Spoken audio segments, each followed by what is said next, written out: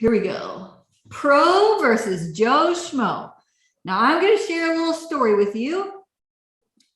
And for the transcript purposes, I'm going to go ahead and read it to you as we go along. So forgive me. All right. So this, of course, is our novice. So here's our novice, and she says, all right, it's a beginner computer programming course for girls to promote engineering interests. She's like, oh, cool. And then she's thinking, oh, should I start with Addie? Easy peasy. Analyze, design, develop, implement, evaluate. Okay, got this. All right, step one, analyze.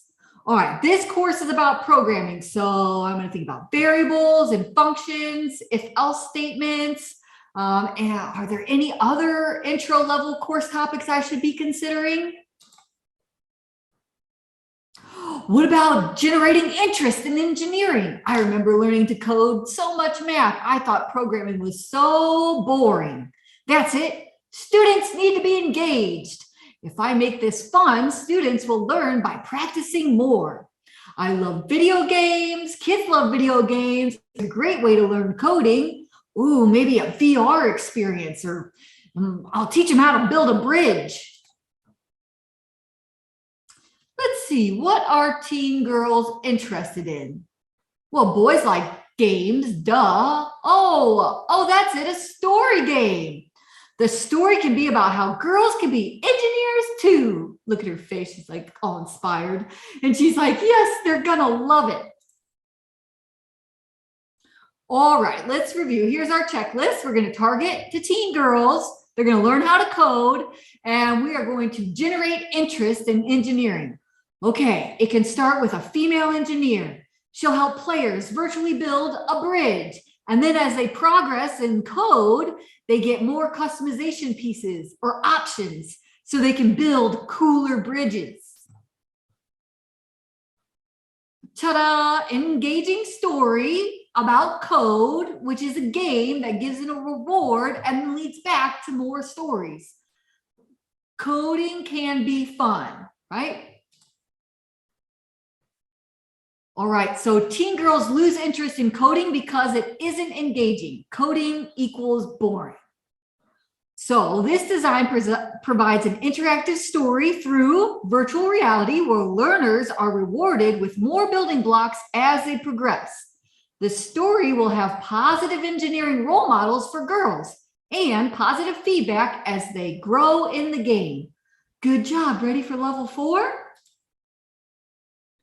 And then here we go, a narrative, they code, then they play, and then it loops. Okay, problem solved, simple, fun, and effective.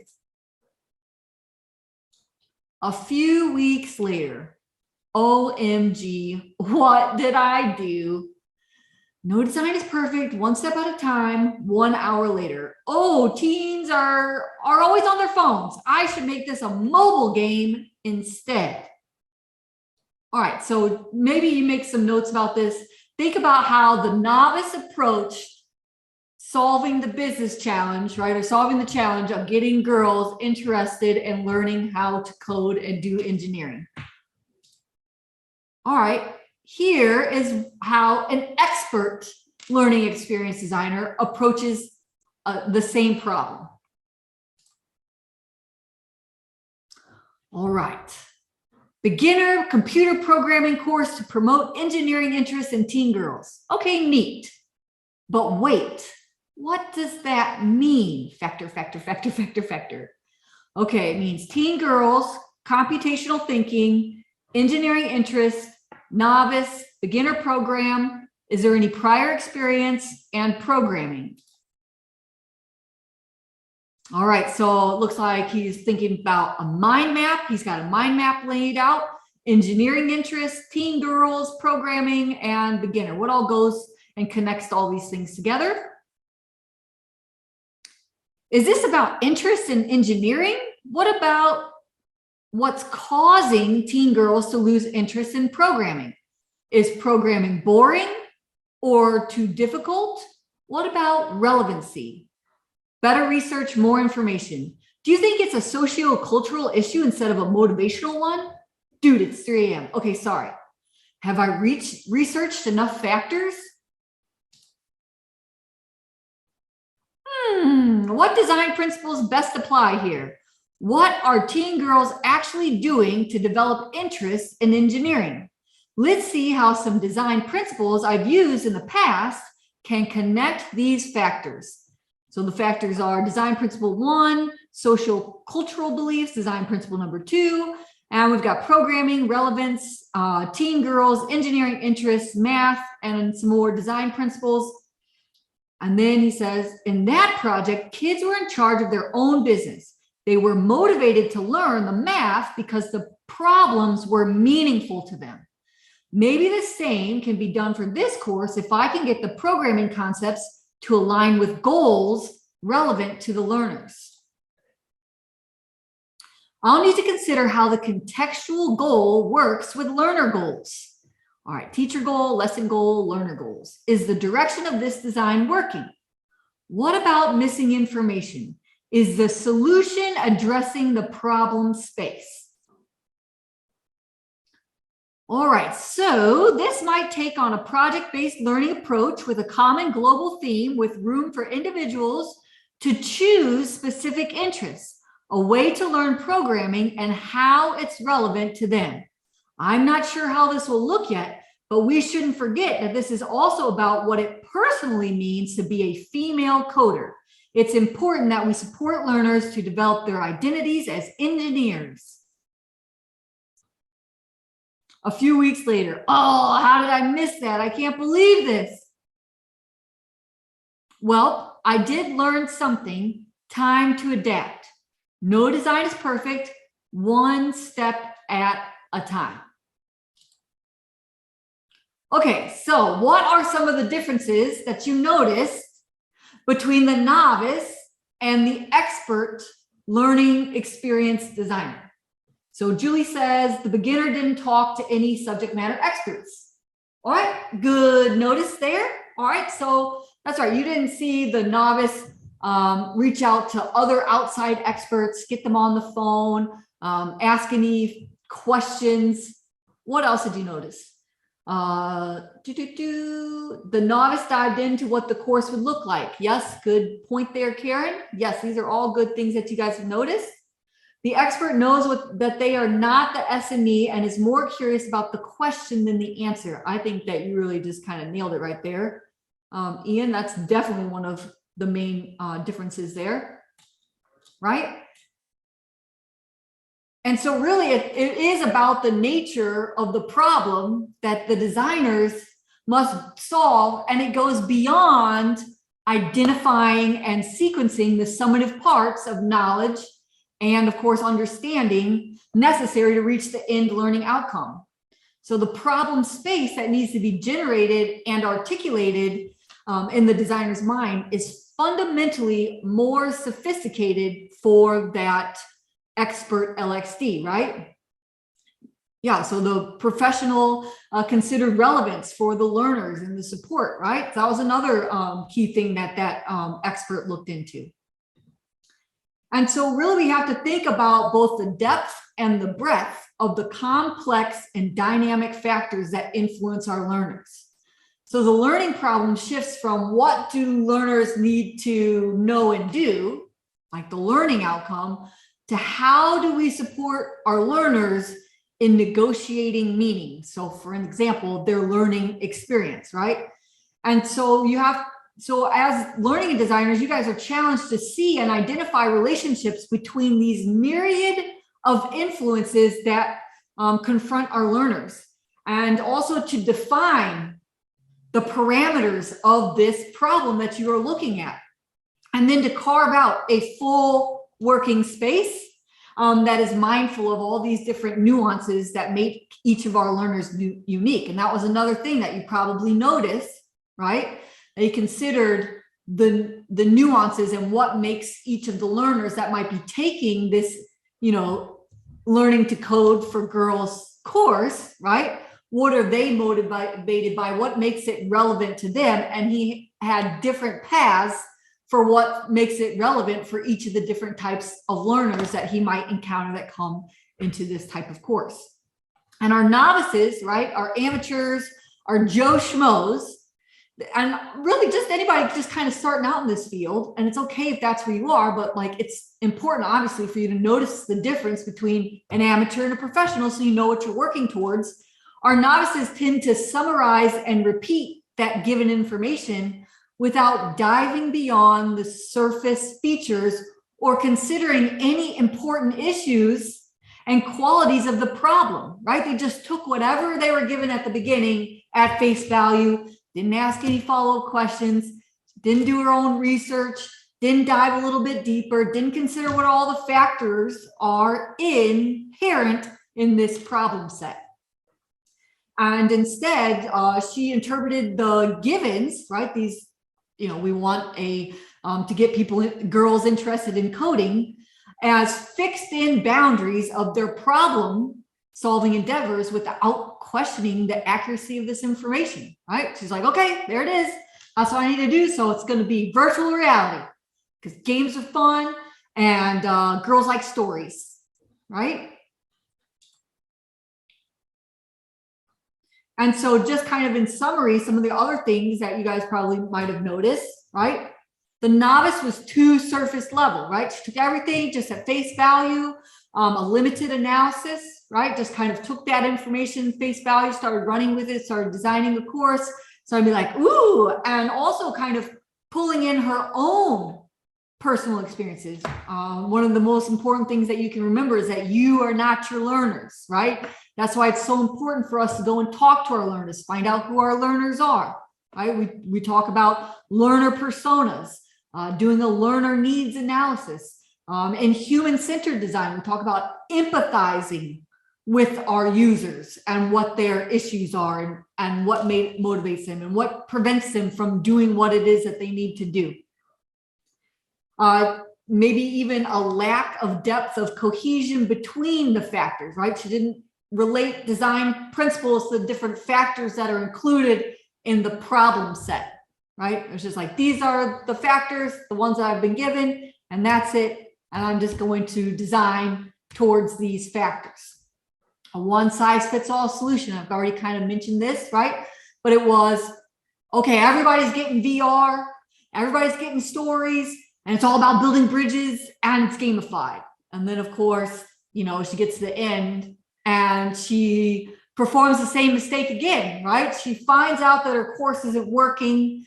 The comic doesn't really give us details about why it's not working, but instead of kind of going back to, analysis or finding out what it is, oh, it must just be because they don't want to put the headset on, they're on their phones. So I'm just going to make it mobile-based learning instead, right?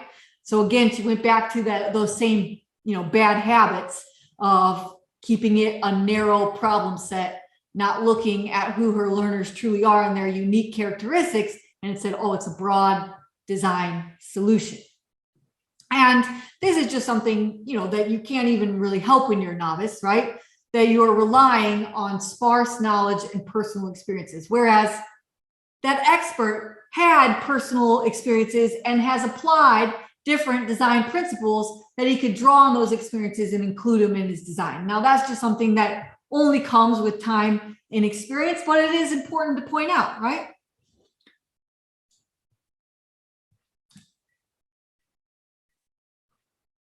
All right. So, and then the expert, the things that we notice for them, right? He analyzed skeptically, right? So he challenged the assumptions that were first given to him, and he conceptualized an array of different factors. Remember when he brought up, well, maybe it's social cultural factors, right? That was a new thing to be brought into the problem set. Human-centered inquiries, right? Is this relevant? What about what's relevant to the different types of learners that are going to be in this program? Referred to external resources. Not only did his own research on whatever capacity that is, but also was calling outside experts at 3 in the morning, right? Not that you have to call them at 3 in the morning, but he's like, hey, my subject matter expert, obviously he's not going to be a subject matter expert maybe in social cultural issues that are surrounding the problem set of girls learning to code. And so he went and found another expert specifically in that field to contact, right? And those things are totally valid and allowed for you guys. I know that so many of what we talk about is subject matter experts, and those really are valuable and important in designing our instruction, but that does not limit you to the types of experts that you can reach out to if you find that there are other factors that might be included in your problem, right? Like the socio-cultural factors that might be a part of the girls not wanting to learn how to code problem, right? He constructed his models deliberately, right? You saw that he aligned the different factors to the design principles that he was familiar with, and then invested more time in the problem up front, right? That analysis, there was more time devoted to that than coming up with the structure and the design of the course itself.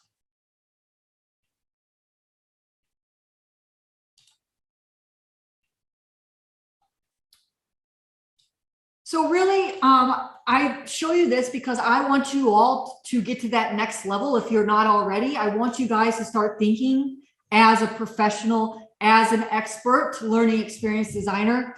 And really the thing is about the types of problems that we encounter as learning designers is that our problems are ill-structured, right? Our learning design problems are by nature without just a single algorithmic solutions, right? So it's the learning experience elements of human-centeredness and goal-orientedness. These things serve as guides in our efforts to navigate the ambiguity, but it is full of ambiguity, right? And you guys have probably already encountered some of this. And as you generate and process your design problems, you're going to be challenged to contemplate multiple problem features, and whereby these solutions, they might contribute toward addressing, these multiple diverse cognitive and motivational needs of your learners. And there's just so many of them to take into account. And so really you have to find a way to prioritize those needs, to determine how to address those different needs, and also to integrate these different parts as a cohesive and interdependent system as a whole. And so really, you have to be able to develop the problem space fully, which means being able to reach out to outside experts, consider other factors, consider your design principles that you are relating to the different factors. And of course, you have to consider your learners. And just like Ian pointed out, the solutions are not the end purpose of the design, right? It's more about asking the good questions to get to the heart of the problem. That is really what you're looking for in your design. And then of course, what makes you more of an expert is testing and iteration. Just like we do in the academy, just like you do with every single thing that you've created for your portfolio, for your courses, it's the same kind of thing that you want to bring to your course designs when you get out there in the real world, right? Testing and iteration. These things become very, very, very important. And so it's, despite your undeveloped problem space, right? That it's when it's undeveloped for those novices that they hastily jump to a solution, right? Just like you saw, right? Somebody even made a comment.